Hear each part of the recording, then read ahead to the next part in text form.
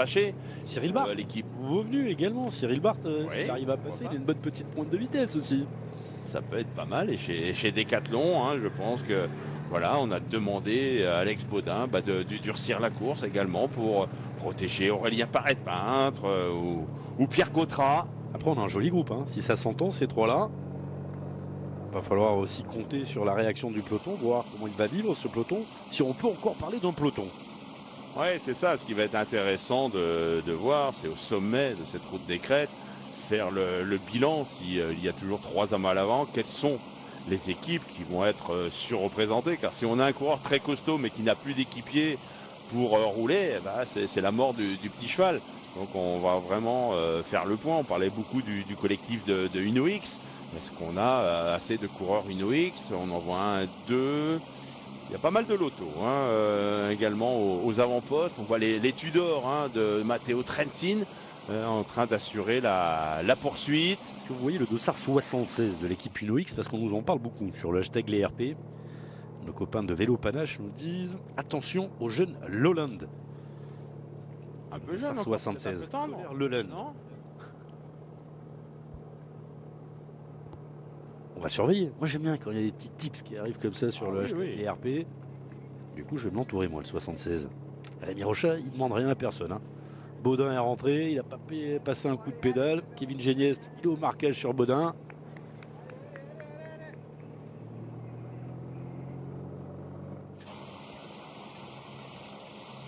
C'est beau. Mais c'est dur. Ils sont combien derrière en chasse? Ils sont juste derrière, on n'a pas pris beaucoup d'avance. Une bonne trentaine de coureurs là, juste à la poursuite du trio. Et puis on voit quelques coureurs qui ne sont pas très loin. Alors après, même je pense que le vainqueur du Grand Prix de la Marseillaise est soit devant, soit dans ce groupe. Même pourquoi pas dans le deuxième groupe. Car c'est quand même une montée particulière. Là, c'est une vraie montée de pur grimpeur avec des passages à 7-8%, notamment au pied. Mais c'est pas parce qu'on est distancé dans cette route des crêtes que derrière, dans la Gineste, on sera de nouveau lâché. Il y a quand même beaucoup moins de pourcentage dans la dernière ascension du jour que dans celle-ci. Donc, je pense notamment à peut-être certains routiers sprinteurs qui ne sont pas à l'aise lorsqu'on met des tout petits braquets et qui sont capables dans le col de la Gineste de suivre les meilleurs. En tout cas, ce sont les Cofidis. Ouais, avec Thomas Champion, semble-t-il, le grand gabarit qui est en train d'assurer la poursuite. On rappelle hein, que Stefano Oldani, l'un des coureurs protégés, je pense, au départ de cette Marseillaise, a été victime d'une chute. Donc ça va être tout pour Axel Zinglet. Qui d'ailleurs, Axel doit être dans la roue hein, directement de Thomas Champion. Il n'a pas à s'affoler, hein, Axel, tant qu'il a un équipier ou deux pour assurer la poursuite, tant qu'on n'a que 10 secondes. Il a tout à fait raison, hein, Axel, de rester ainsi. Par contre, si, je sais pas, un Thomas Champion venait à s'écarter, eh bien, ce serait peut-être à lui de prendre ses responsabilités et de tenter de faire le jump. Il peut, 10 secondes, c'est pas grand-chose. Ça bouge. Alex Baudin qui accélère. C'est un vrai contre, Alex Baudin, là. Il a déposé Rémi Rochat qui avait fait tout l'effort. Rémi qui se retourne vers Kevin. Kevin ne peut pas y aller. Ouais, par contre, là, l'erreur qu'il fait peut-être, hein, c'est de se retrouver seul. Tant qu'on a un Groupama FDJ devant, bien au moins les coureurs de Marc Madiot ne roulent pas. Il va essayer de faire l'effort. Et on s'est débarrassé de Rémi Rochat. C'est compliqué pour Kevin Génietz qui essaye de revenir sur Alex Baudin. Quel tempérament, hein, quel tempérament. Pour moi, c'est une petite erreur de stratégie de sa part, mais voilà, nous on aime les coureurs combattants, donc il n'y a pas de problème. Alors vas-y. Ou alors on est sûr de ses forces derrière également avec les autres coureurs de cette formation Décathlon. Je le disais, c'est compliqué pour Kevin là.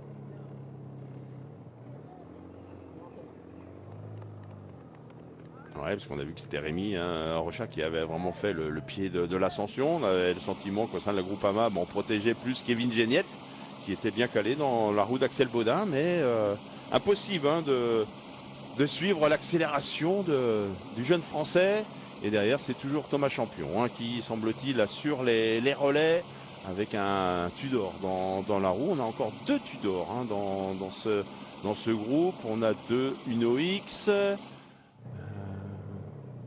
On a eu le temps de voir l'identité des coureurs présents dans ce mini peloton. J'ai vu pas mal de coureurs de la CIC Nantes Atlantique, au moins 2 ou 3 coureurs. Ah, on a bien bossé chez Anthony Ravard. Bah, on a des une jeune équipe, hein. C'est vrai que c'est une des équipes les plus jeunes. On a des coureurs expérimentés qui sont partis, comme Emmanuel Morin, qui est reparti du côté de Roubaix. Et qui est présent sur cette course, Emmanuel Morin. Ouais, après, on a on va dire les coureurs d'expérience. J'en vois au moins 2 là. J'en vois au moins 2. Ouais, pas mal, hein, parce qu'on a 30 coureurs. Grosse accélération des Uno X. Parce que c'est Kevin Vauclin qui est en 3e position pour l'équipe Arkea BNB Hotel. Ça va faire mal encore derrière, on s'accroche. On n'a pas vu les totales. Hein. Les totales de Dominique Arnoul, je ne sais pas si c'est que Dominique regarde ou Grail, l'ancien champion du monde de cyclocross. Les Burgodeau, les Dujardin, les Valentin Ferrand, qu'on avait vu à son avantage l'année dernière sur cette Marseillaise. J'ai cru apercevoir vraiment à l'arrière du groupe, hein, en difficulté, le style de Mathieu Burgodeau. À vérifier, mais j'avais le sentiment que Mathieu là était encore au sein du groupe, mais avait perdu quelques longueurs. Et il insiste, Alex Baudin, pur produit hein, de la formation, on en parlait tout à l'heure, cette équipe à l'époque, Van Rissel, la G2R, la mondiale, l'équipe Espoir. Il était passé également en 2022 chez Swiss Racing. Vous vous rappelez, Jackie, avec Aloïs Charin, également notre Français. Il a eu l'intelligence de lever le pied, d'attendre Kevin Genietz. On est quasiment là au sommet de cette dernière ascension répertoriée au Grand Prix de la montagne. Mais derrière, on va aller en direction de Cassis. Mais c'est pas de la descente tout de suite. Hein. On a, comme tout à l'heure, au sommet du Castellet, on a une période un peu de transition avec quelques faux plats montants, quelques faux plats descendants pendant 4 ou 5 km. Et Baudin tout à fait raison. Alors peut-être qu'on lui a donné l'indication via l'oreillette également hein, d'attendre Kevin Genietz qui a insisté pour essayer de rentrer sur le coureur de l'équipe Decathlon. Et maintenant il va être intéressant de voir, on parlait, hein, on recense les équipes les mieux représentées. Il n'y a pas grand monde, hein. On a 2 Tudor, on doit avoir 2 Uno X, on doit avoir 1 ou 2 coureurs de l'équipe Arkea, mais aucune formation semble-t-il n'est représentée avec 3 ou 4 coureurs, et ça peut avoir son importance. Pour l'instant, on joue bien. Chez Decathlon G2R, on a envoyé Baudin devant. On a le vainqueur sortant qui est dans ce groupe derrière. Et Kevin Genietz est rentré.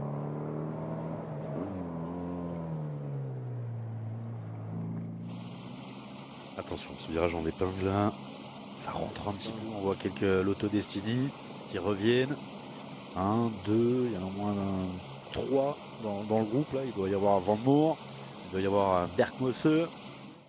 Milan Menten est tombé tout à l'heure avec Stefano Oldani. C'est semble-t-il un CIC, un Nantes Atlantique qui fait la descente. Il me semble plutôt bien représenté les CIC.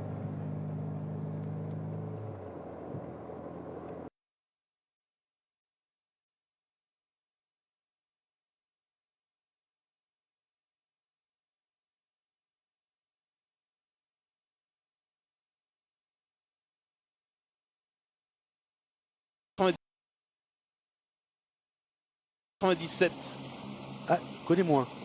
Mathis. Ah bah oui. Mathis Julien, il est de Laval. Mais en banlieue de Montréal. D'accord.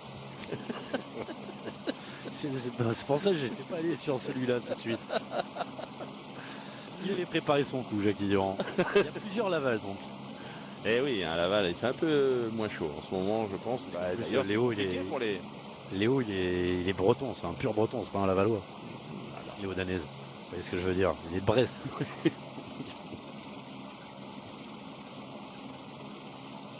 Alors le Uno X, là il roule, il y en a un deuxième derrière. Ouais. Les Tudors sont 2. Et là c'est un moment intéressant. On sent que ce peloton se réorganise avec un contre de l'équipe Uno X. Et les groupes avant vont essayer de suivre. Ah, je pense que c'est Quentin Paché, hein. C'est semble-t-il le style hein, de Quentin Paché. Et oui, hein, pas d'équipe vraiment surreprésentée, capable véritablement d'assurer une poursuite. Donc on y va par attaque différente. C'est pas Houlgard ça? Alors, pour tout vous dire, mon écran, je ne vois pas les dossards. ou c'est ma vue qui est moins bonne. Ça doit être ça. Un peu des deux, on va dire. C'est au Labrador.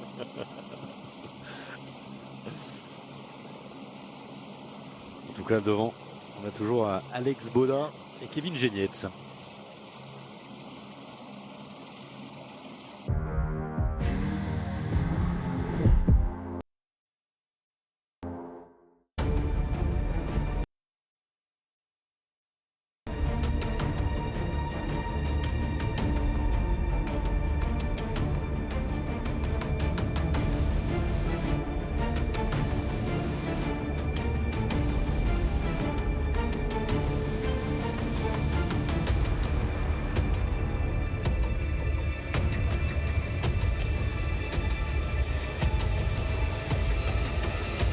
Comme son nom par le luxembourgeois Kevin Genietz de la Groupama FDJ. Derrière, on essaye de lancer la bagarre, mais qui va rouler? Ça, c'est le petit piège. Il y a des groupes un petit peu partout sur cette corniche des crêtes. Ouais, on a 2 hommes en tête, on a un groupe, on va dire, de 40 coureurs, à peine à la poursuite du duo tête. Et puis on a vu ce deuxième peloton qui, semble-t-il, n'abdique pas. Là aussi, composé de 30 ou 40 coureurs qui vont essayer pour certains peut-être de profiter de la descente très technique en direction de Cassis pour faire la jonction. Si vous perdez 10 ou 15 secondes dans la montée, vous pouvez en gagner 15 ou 20 dans une descente au prix parfois de quelques risques. Mais si vous êtes meilleur descendeur, c'est toujours un atout.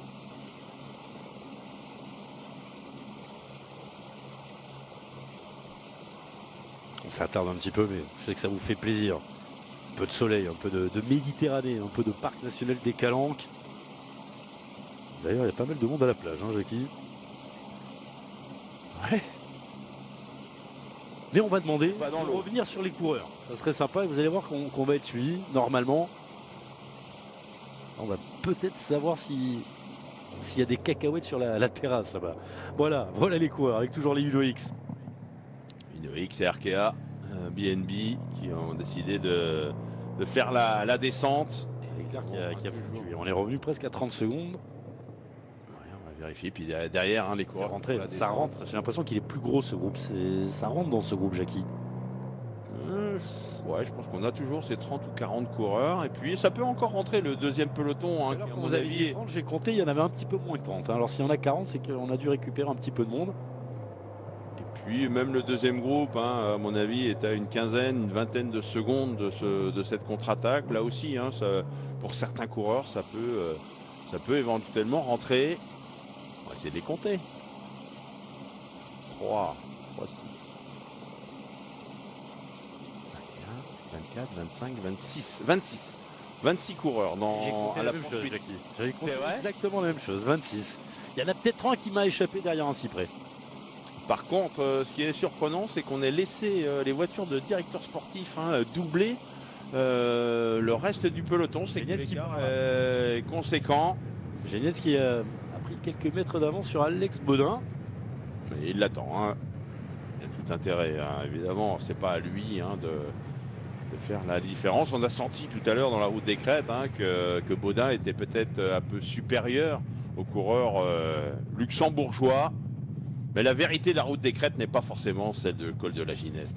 C'est vraiment deux montées complètement différentes. Et là aussi, pas de répit, on va plonger, on va repartir tout de suite dans les premiers contreforts de l'ascension vers le col de la Gineste. Et bien joué de la part de Kevin Genietz. Alors je ne sais pas s'il a vraiment fait la reconnaissance, il connaît bien le parcours. En général, lorsque vous êtes coureur, vous suivez le motard de la gendarmerie qui est là pour assurer votre sécurité. On a vu ce motard parti sur la droite du rond-point et en général le réflexe c'est de le suivre. Et on a vu Kevin Genietz qui lui est parti sur la gauche, il avait bien vu les flèches qu'il y avait sur le rond-point, il avait bien anticipé en regardant loin où c'était le passage et le meilleur passage c'était sur la gauche. Ça prouve malgré un peu sa fatigue dans la route des crêtes qu'il est lucide, Kevin Genietz.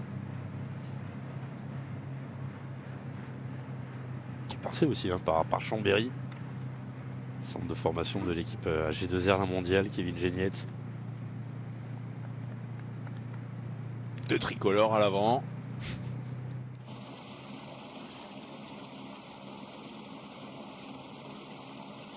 Il y a une petite cassure dans la descente. C'est encore d'Arkea qui a fait la descente, qui a pris un petit peu d'avance et qui insiste. C'est un petit gabarit, ce serait pas Mozzato. Ah, si Mozzato fait ce numéro, ça serait surprenant, mais c'est vrai qu'on le voit dodeliner un petit peu. Ça ressemble à Mozzato. J'ai l'impression qu'il est un peu plus grand quand même que Mozzato, non? Par contre, regardez dans la roue, on a un décathlon, 2 décathlons et on a 2 Groupama FDJ. Donc ça va être le match entre les deux World Tour françaises là. La Cofidis avait mis Toumir dans l'échappée. L'équipe Arca est représentée également, puisqu'on parle des équipes pour le Tour. Ah, on va peut-être y voir un petit peu plus clair. Avec le 73, c'était bien Houlgard qui était là. Rocha s'est accroché. C'est Vauquelin qui est là pour l'équipe Arkea. On a pour la Can Pharma, vous en parliez tout à l'heure, Pau Miquel. On a Pierre Gautra qui est là. Attention, hein, 2 belles cartes avec Aurélien Paré-Peintre. Et si ça arrive dans un petit groupe au sprint pour Pierre Gautra. Ouais, notez que Rémi Rochard, hein, je pensais qu'il allait complètement exploser après avoir fait le travail il y a quelques kilomètres au pied de la route des Crêtes. Mais il est toujours là, hein, dans ce groupe. Et ça a cassé. Hein. Je pense que c'est Kevin Vauquelin, on parlait de ses qualités descendeurs, qui a insisté dans cette descente et qui a fait exploser ce groupe. On a dénombré tout à l'heure 26 coureurs. Retour sur les hommes de tête avec Baudin et Genietz. Avec 15 secondes, hein, c'est pas grand chose. Il y a encore un, Yeno Berkmoz. Il aime cette course, 4e l'année dernière. Il était chez Top Sport. Il porte les couleurs de la Lotto Destiny. Et puis l'autre coureur de la Groupama, c'est Quentin Paché, hein, qui a tenté tout à l'heure de suivre un coup. Et pour la Tudor, Florian Stork qui est présent. Pas de Trentin.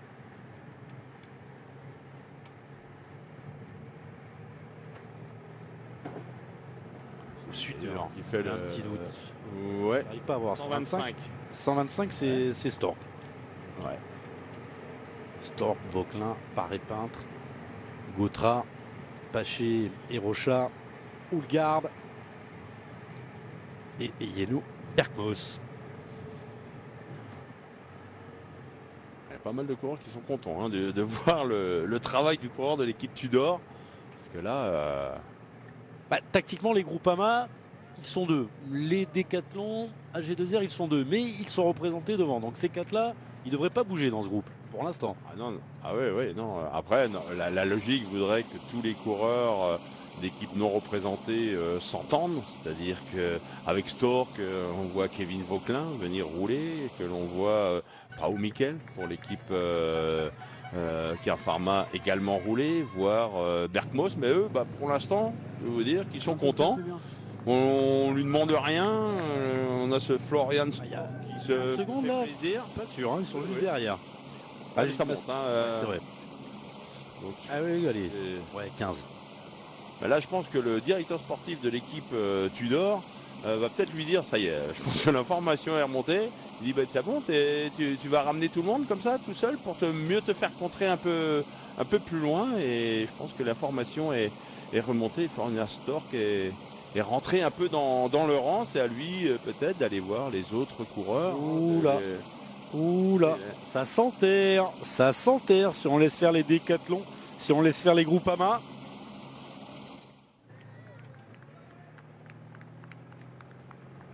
C'est Aurélien Paré-Peintre, le vainqueur sortant, qui est en train de rouler.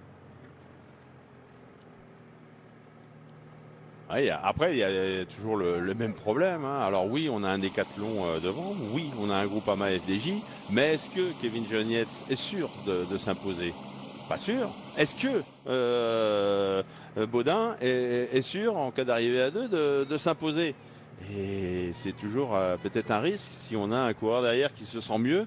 On a Pierre Gautra qui est là, peut-être le coureur le plus rapide, hein, de tout ce groupe, entre les 2 hommes à l'avant et ce groupe de contre-attaque. Attention à Marcus Houlgard, hein, parce que lui ça va vite également.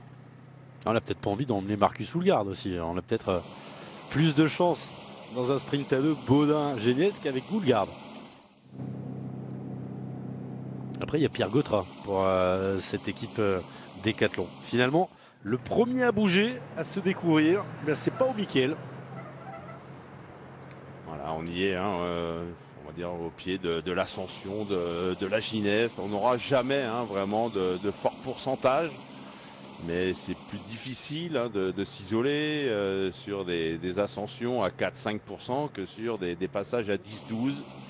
Et si on ne s'entend pas entre les coureurs non représentés dans le groupe de tête, ça risque de s'enterrer, ça va monter à 30, 40, 50 secondes et après c'est la mort du petit cheval. C'est un peu le scénario hein, qui est en train de se réaliser. Mais j'ai pas ça discute entre les deux coureurs de l'équipe Decathlon AG2R, ça se retourne. Il faudrait élargir un petit peu, on voudrait voir si ça rentre derrière, ben voilà. Un coureur de l'équipe Carrara là, Nicolas Hou semble-t-il. Non, c'est pas Nicolas Hou. Non, c'est Prades. Edouard Prades. Edouard Prades qui est en train de rentrer. Qui lui va vite également, hein. Attention, c'est un coureur assez complet, le coureur de l'équipe Carrara Rural. Mais voilà, là, il éprouve le besoin de souffler. Hein. Prades, évidemment, auteur d'une belle descente.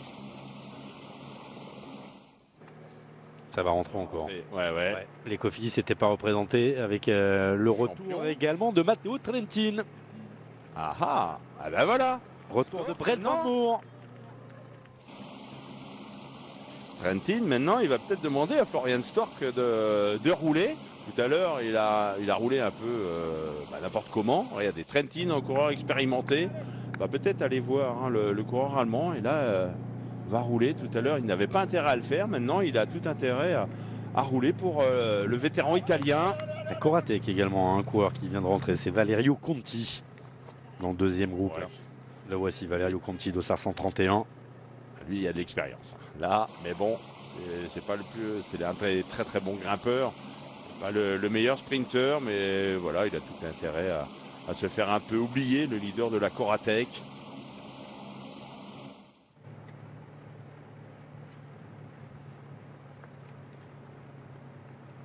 Est-ce qu'il y en a un qu'on n'a pas identifié?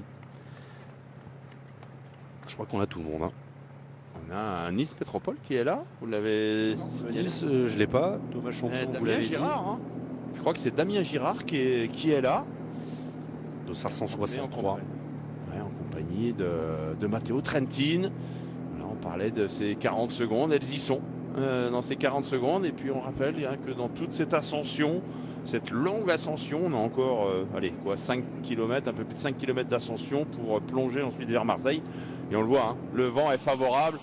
Si vous avez l'habitude de suivre le Grand Prix de la Marseillaise, on voit souvent ces coureurs qui au même endroit sont plantés, vent de face avec le Mistral. Là, ça déroule. Elles y sont les 40 secondes dont vous parliez tout à l'heure, Jackie. Et Stork va peut-être aller rouler maintenant. Et oui, là c'est le moment. Van Moer qui venait de rentrer, j'ai l'impression qu'il est un peu en difficulté derrière Van Moer. Est-ce que c'est Brent Van Moer ou est-ce que c'est Yeno Bergmos? On va le voir tout de suite. C'est bien Van Moer derrière. Ouais. C'est Van Moer qui est là, en dernière position. Et vous avez raison, le 163 est bien représenté dans ce groupe de contre là. Damien Girard.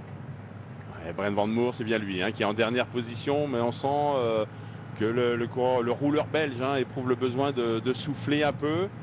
Mais alors je recense un peu les équipes qui ont au moins 2 ou 3 coureurs. Alors pour l'instant, la Tudor a 2 coureurs. On va peut-être voir Brent Van Moer également s'il arrive à récupérer, donner un coup de main à Stork. Mais derrière, chez Arkea, je crois qu'on n'a qu'un seul coureur. Un seul coureur pour Nice Métropole. Coratec, on a Corati. On a Valerio Conti, mais il est tout seul également. Un seul Carrara Rural, un seul Kern Pharma. Donc voilà, c'est un désavantage pour la contre-attaque. On n'a pas de coureur capable de se sacrifier pour un autre. Juste Florian Stork et éventuellement Brent Van Moer s'il arrive à récupérer.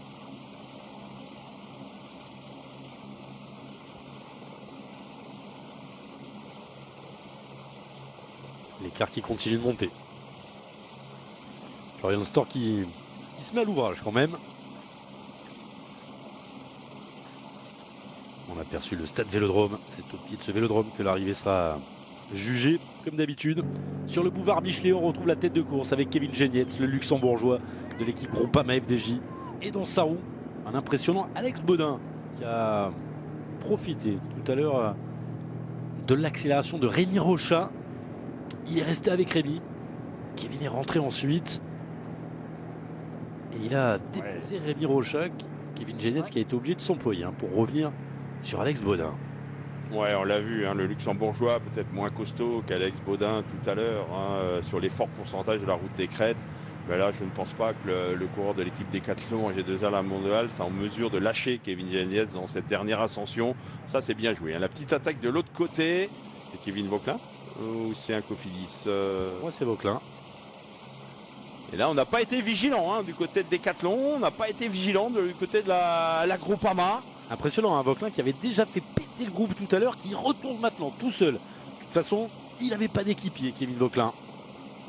Après, un boucher pratiquement 50 secondes en solitaire, ça me paraît difficile. Mais bon, il n'y avait plus trop d'alternatives, hein. Je pense que dans le groupe de contre, on a senti que Stork était un peu limite. Et là, il a profité un peu de ces îlots qu'il y avait au milieu de la route. Tout le reste du peloton était sur la gauche. Et lui, une grosse attaque sur la droite. Il aime les débuts de saison de Kevin Vauquelin. En début de sa saison l'année dernière, il y a eu cette chute, hein. Il a un petit peu mis à plat ses plans. C'était sur Paris-Nice. Ça y est, Brent Van Moer. Mais regardez Brent Van Moer, il a essayé, hein. Il peut pas. Mais, il est cuit et Bergmo est dans l'obligation. Je crois qu'il y a Stork ou c'est Stork ou Trentin, mais il y a un Tudor qui est en train de couler dans les derniers contreforts de la Gineste. Trentin qui attaque. Ouais, je pense que c'est l'expérimenté italien qui sent à Stork de tout donner et là il y va. Avec Rémi Rocha qui essaye de contrôler, avec Quentin Paché également pour la Groupama, avec Aurélien Paré-Pinte pour la Decathlon AG2R La Mondiale. Voilà, là on fait le boulot, hein, du côté de la Groupama, du côté de l'équipe Decathlon. On saute un peu sur tout ce qui bouge, mais on n'a pas été vigilant. Ah oui, parce qu'on fait le boulot, mais on fait le boulot pour Vauquelin aussi, hein. Oui, hein, parce qu'on va voir l'écart, hein, mais Kevin Vauquelin, regardez, est annoncé à 30 secondes. On connaît ses talents de rouleur, c'est un très bon descendeur, on l'a vu tout à l'heure. Donc attention, on va essayer de faire un pointage, hein, au sommet de la Gineste pour voir si oui ou non Kevin Vauquelin est en mesure de rentrer, puis faire un écart avec ce groupe qui, semble-t-il, commence à s'organiser avec le Cararoual, le Lotto Destiny, avec Houlgard, avec Pao Mikel. On le retrouve, Kevin Vauquelin, qui avait remporté l'année dernière, en début de saison, le Tour des Alpes-Maritimes et du Var. On le retrouvera, même s'il change un petit peu de format, avec 3 jours de course, une classique d'un jour et 2 courses qui compteront, elles, pour un autre classement. On portait le Tour du Jura également, puisqu'on parle de cette Coupe de France FDJ, que l'on va suivre encore toute cette année sur les antennes d'Eurosport. Voilà, on sent qu'il y a le feu, hein, on sent qu'il y a le feu, on essaie de s'organiser. Ouais, ça va le faire. Ouais, ça va le faire. Ouais, ça va le faire. faire. La même chose, hein. Et là, on est coéquipiers. Là, on est coéquipiers jusqu'au boulevard Michelet. Entre Kevin Geniez et Alex Baudin. Ouais, Alex Baudin qui a quand même eu l'intelligence tout à l'heure, hein, dans la côte des crêtes, d'attendre Kevin Geniez, car s'il était parti en solitaire, je pense qu'il avait les moyens de continuer tout seul. Et évidemment, la stratégie de la Groupama aurait été différente et on aurait roulé derrière Axel Baudin, et je crois qu'on a dû lui dire à l'oreillette, lève le pied, attends le luxembourgeois, et à 2, vous avez une chance d'aller vous imposer. Kevin Vauquelin qui est revenu à 23 secondes, le voici, le Normand. Un petit événement, hein, peut-être pour Alex Baudin ou pour Kevin Geniez. Alors vous allez me dire, Kevin Geniez a déjà gagné, mais regardez son palmarès, Kevin. À chaque fois qu'il gagne, c'est sur son championnat national, hein. Que ce soit sur le chrono ou sur la course en ligne. Il n'a pas d'autre victoire, Alex Baudin n'a pas de victoire pour le moment en professionnel. Et ça bouge quand même derrière les décathlons, dans la moto, là on y va. Ah oui, mais le but, hein, pour tous ces coureurs, c'est éventuellement d'attaquer, mais surtout pas ramener d'autres coureurs. Après, si on va chercher Vauquelin qui est juste derrière et on fait le mort derrière, ça peut faire les affaires d'Alex Baudin devant. Mais effectivement, ça serait quand même dommage de ramener du monde sur le paletot. On va bientôt basculer, hein. Allez, il doit rester 500-600 mètres. Nouvel écrémage, hein. Ça a une nouvelle fois cassé dans ce groupe. On a vu pas mal de coureurs rentrer. Florian Stork a aidé comme il a pu Matteo Trentin. Trentin est toujours là. Et puis là, hein, sur cette ascension, on a toujours un point de mire, hein. Donc Vauquelin aperçoit les 2 hommes de tête. Le peloton, on va dire Trentin, aperçoit Kevin Vauquelin. Voilà, c'est là-haut. On va ensuite entamer la longue descente, hein, une route très très large, très rapide également. Attention, les chiens là-bas qui traversent, c'est pas le moment, les coureurs arrivent. Il est en laisse, non? Oui, il y en avait deux, mais il y en avait deux en laisse. C'était pas des petits chiens, Zaki. C'était pas des canifs. Canif, c'est un petit chien. Vous êtes en forme, hein, début de saison? Bah écoutez, quand je vous entends, oui. quand je vois du vélo, quand je vois la mer Méditerranée, tout va bien. On est bien, on est bien.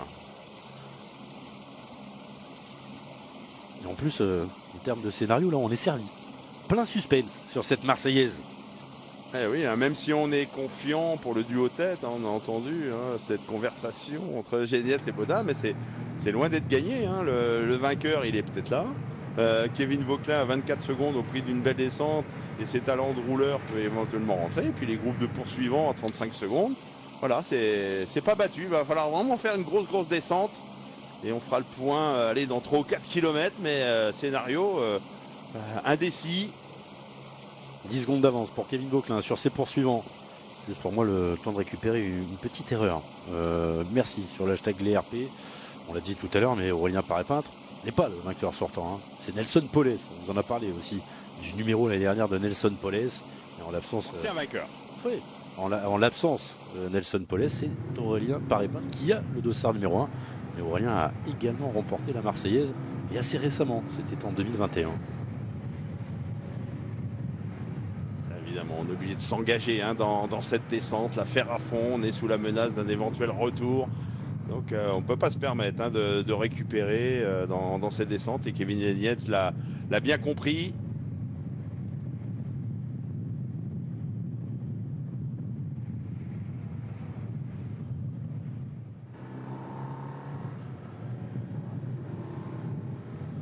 Après, un Kevin Vauquelin, hein, s'il reste toujours à 20 à 25 secondes, on se dit bah il va pas rentrer. Mais si on a les deux hommes de tête qui se présentent à...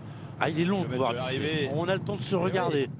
C'est ça, c'est ça. Donc l'objectif pour un Kevin Vauquelin, c'est de... Alors physiquement, j'ai le sentiment qu'il n'est pas capable de rentrer sur le duo tête, mais en cas de... Voilà, si on commence un peu à se regarder dans les 3 dernières bornes ou dans les 3 dernières minutes d'effort, Kevin Vauquelin pourrait éventuellement rentrer. Donc ne pas abdiquer, même s'il est, semble-t-il, en train de perdre du temps sur la tête de course.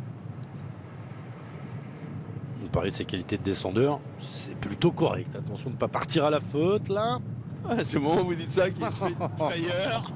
De toute façon, il est obligé de dépasser sa zone de confort là s'il veut rentrer. Ça creuse. Il avait 10 secondes d'avance sur le groupe de poursuivants. Un groupe qui s'est étoffé, un groupe qui est maintenant, vous le voyez, à plus de 15 secondes. On a déjà peut-être le podium de cette 46e édition. Ouais, parce que derrière, hein, on le rappelle, il n'y a plus vraiment d'équipe représentée avec 2 ou 3 unités pour assurer la poursuite. Donc on n'a que des coureurs qui sont protégés et qui ne peuvent pas assurer la poursuite. Si un Berkmos décide de rouler, il peut pourquoi pas boucher 20 ou 30 secondes, mais derrière, ce ne sera pas pour aller chercher la gagne. Ce sera la même chose hein, pour Pau Miquel, le coureur espagnol de l'équipe Kern Pharma, Matteo Trentin. Lui aussi, s'il roule. Donc il faudrait vraiment qu'il y ait une entente cordiale entre tous les coureurs qui n'ont pas d'équipier à l'avant. Mais comme sur toutes les courses, hein, vous avez 5 coureurs qui n'ont pas de coureur à l'avant. Et puis sur le lot, il y en a toujours 1 ou 2 qui vont décider de ne pas rouler. Et dès qu'il y en a 1 ou 2 qui ne roulent pas, les 3 autres vont dire vous êtes bien gentil, mais on ne va pas vous amener sur un plateau. Et ce qui permet à l'échappée de prendre 30, 40 secondes. Et là, ça me paraît quand même difficile hein, de voir un vainqueur potentiel dans le groupe de poursuivants à 42 secondes. Le seul qui éventuellement pourrait, je pense, s'imposer, c'est Kevin Vauquelin. Si Kevin Vauquelin profite d'un marquage entre le duo tête, car derrière, l'entente est loin d'être parfaite. Et il y a des coureurs de la Groupama, il y a des coureurs de l'équipe Décathlon AG2R dans ce groupe. On retourne sur les hommes de tête. Avec Kevin Genietz, on a parlé des nouveaux vélos de l'équipe Décathlon AG2R. Nouveau vélo, également changement de cycle pour cette équipe Groupama FDJ après des années de collaboration avec la marque Lapierre. On est allé chercher des vélos en Italie. C'est la marque Villiers qui équipe maintenant les hommes de Marc Maggio. Et le retour des coureurs est assez bon. d'ailleurs sur les nouveaux vélos de l'équipe. On va chercher du développement. On travaille déjà sur un vélo de chrono pour Stefan Kung. Ah, on va pas vous dire que les vélos sont nuls. Hein. Non mais Jackie, si les vélos avaient été nuls, je l'aurais pas dit non plus à l'antenne. Vous voyez ce que je veux dire? Vous voyez ce que je veux dire? Et bon, vous connaissez mon rapport avec certains coursiers. Les yeux dans les yeux, ils peuvent pas mentir. Et le retour est bon. Le retour est bon. Et je vous dis que ça travaille avec la marque italienne qui est en train de faire pas mal de développement. Il y a Stefan Kung qui peut aider. Il aura un nouveau vélo de chrono d'ailleurs pour les Jeux Olympiques de Paris 2024. Jackie, vous y serez et ça se rapproche. Attention, voilà, on se retourne. On a dû donner des informations à l'oreillette. Hein. On reste sous la menace d'un très bon rouleur qui s'appelle Kevin Vauquelin. Il a repris 7 secondes, regardez, moins de 20 secondes à 4 km de l'arrivée. Et on va devoir maintenant penser à la gagne. Alex Bodin, Kevin Geniez, je vous le disais, sont des garçons qui n'ont pas l'habitude de se retrouver dans cette situation. Alex Bodin, il est tout jeune. Kevin Geniez, il a 3 victoires professionnelles. Chaque fois, c'était sur le championnat national du Luxembourg. Essayer de faire des petits pointages, mais à chaque fois on n'a pas forcément les mêmes images, mais apparemment il y a une vingtaine de secondes. Belle journée pour l'instant pour la Groupama FDJ. Il y a eu la première victoire de la saison en Australie grâce au Néo-Zélandais Lawrence Pitty. Là c'est Kevin Geniez qui est en position de remporter la Marseillaise. Marc Madiot il y a quelques années disait à ses coureurs, la Marseillaise il faut être bon, mais pas la gagner. Il faut être bon mais faire juste 2. Là il nous écoute, il est dans son canapé finalement, il n'est pas allé à Marseille. Je pense qu'il apprendra la victoire. Le cyclisme a changé. Quand on peut gagner, il faut gagner, Jackie. Très vite. Oui. Non, mais en plus, voilà, ça donne une dynamique à l'équipe, ça donne une dynamique aux coureurs qui venaient à s'imposer. J'ai regardé sur les dernières éditions, les vainqueurs, ils n'ont pas enchaîné avec de nombreuses victoires dans la saison. Hein. Nelson Poles, il n'a pas gagné 20 courses l'année dernière. Mais déjà, tous les coureurs ne gagnent pas une course par an non plus. C'est ça, aujourd'hui, de toute façon, on parlait de 1980, la création de la Marseillaise, on l'a bien compris, là, changement de génération, les jeunes arrivent beaucoup plus vite, beaucoup mieux préparés, ils arrivent avec déjà une idée de la nutrition, une idée de ce qu'ils veulent faire, et ils ont des résultats. On l'a encore eu très très récemment sur les premières courses, il y a beaucoup de jeunes qui se sont imposés. Et là, c'est le moment crucial. Hein. C'est là où ça va jouer. C'est le moment crucial. On est à 2 km. Si les deux coureurs continuent à bien collaborer, à vraiment à tout donner hein, jusqu'à 300 mètres de la ligne, la victoire sera pour ce duo tête. Mais si un des deux commence à un peu compter ses coups de pédale, à en garder un peu, l'autre va être incité également à en garder, ça peut permettre à Kevin Vauquelin de rentrer. Pour l'instant, l'entente semble être parfaite entre ces deux coureurs, mais sous la flamme rouge, en général, ça se calme. Non, pour l'instant, on s'entend à merveille. Hein. Je pense que les instructions, on croit, il n'y a pas un coureur qui, sur le lot, est plus rapide. Et je crois que ces deux coureurs pensent être capables de s'imposer dans un sprint à 2. C'est plus facile de s'imposer à un sprint à 2 qu'à un sprint à 3. Aïe. Tu passes, non? La flamme rouge. Eh oui, la flamme rouge, voilà. C'est toujours le moment le plus crucial. Après, même si Kevin Vauquelin venait à rentrer, voilà, ces deux coureurs sont en train quand même de récupérer un peu et auront un peu plus de fraîcheur pour faire un éventuel sprint si le coureur de l'équipe Arkea BNB rentre.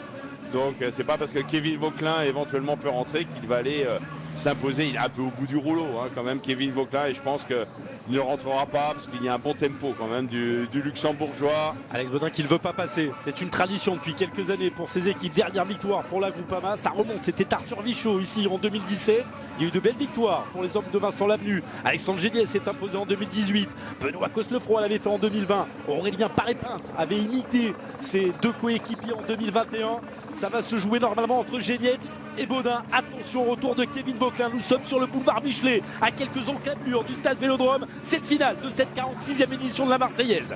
Et l'attaque de Kevin Génietz qui accélère. Alex Bodin dans la roue. Le retour juste derrière, vous le voyez, de Kevin Vauquelin qui va coincer. Alex Bodin parfaitement placé. Est-ce qu'il va pouvoir accélérer maintenant pour dépasser le luxembourgeois et aller chercher sa première victoire professionnelle? Non, c'est Kevin Génietz qui va y aller quelques heures après la victoire de Lawrence Pitty en Australie. L'équipe Groupama FDJ sauve son deuxième bouquet de la saison, la 3e place pour Kevin Vauquelin, le Normand. Ouais, Kevin Geniet qui c'était, semble-t-il, peut-être un peu moins costaud qu'Alex Baudin, notamment dans la difficile ascension de la route des Crêtes. Mais voilà, un peu plus d'expérience et on a senti que le coureur de l'équipe Décathlon, Alex Baudin, il lui manquait cette petite pointe de vitesse et il a bien joué, il était dans la roue. Il a profité de l'aspiration faite par le Luxembourgeois, mais était moins costaud sur les 200 derniers mètres à l'expérience. Le Luxembourgeois s'est imposé après une grosse course offensive de la part de la Groupama FDJ, avec notamment l'attaque de Rémi Rochas qui est là. On va sprinter pour Pierre Gautrat pour essayer d'aller chercher la 4e place avec Quentin Paché également. Paul Nickel qui va essayer de suivre Quentin Paché qui se dresse sur ses pédales au centre de l'image. Il y a Rémi Rocha également. Gautrat qui se fait enfermer. L'accélération de Paul Nickel maintenant pour la Ken Fermat plein centre. Est-ce que la 4e place sera pour lui? Normalement oui. Le retour de Gautrat. Gautrat sur la ligne qui va aller chercher la 4e place devant Paul Nickel. Et je vois un Lotto ou un Groupama à la 6e place. Et les totals assez discrets qui arrivent seulement maintenant sur la ligne. Kevin, il attendait depuis tellement longtemps. Je vous disais 4e victoire professionnelle, mais les 3 premières, ça s'est passé lors des championnats nationaux du Luxembourg. Il a été, je crois, 2 fois, je vais vérifier parce que je vais dire une bêtise. Ouais, 2 fois champion sur route et 1 fois champion du chrono. C'est sa 4e victoire professionnelle. La 2e cette saison pour la Groupama FDJ. La 2e en une demi-journée. Allez, venez, à gauche, à gauche, à gauche. Ouais, il a été la chercher, c'est Autrip qui s'est surtout battu sur la route des Crêtes. Il était en compagnie de Rémi Rocha qui lui a capitulé. Et on sait qu'il y avait d'autres coureurs derrière. Et il a eu une bonne idée. Évidemment, Kevin Geniet, dès qu'il est rentré sur Baudin, il a tout de suite collaboré avec le jeune coureur de l'équipe Décathlon. Il se savait peut-être plus rapide qu'Alex Baudin dans un sprint à 2.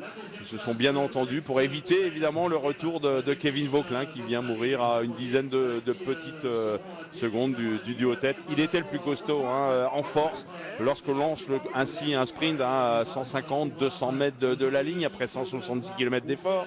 On est sur la première course du jour. Je ne suis pas sûr que Kevin Geniet ait fait beaucoup de travail spécifique dans les sprints. Donc c'est un risque. Il a lancé quand même de relativement loin, pratiquement 200 mètres. Mais on a senti la puissance du Luxembourgeois et à aucun moment on a senti qu'Alex Baudin était en mesure de le sauter sur la ligne. L'année dernière, Nelson Poles était devenu le premier Américain à remporter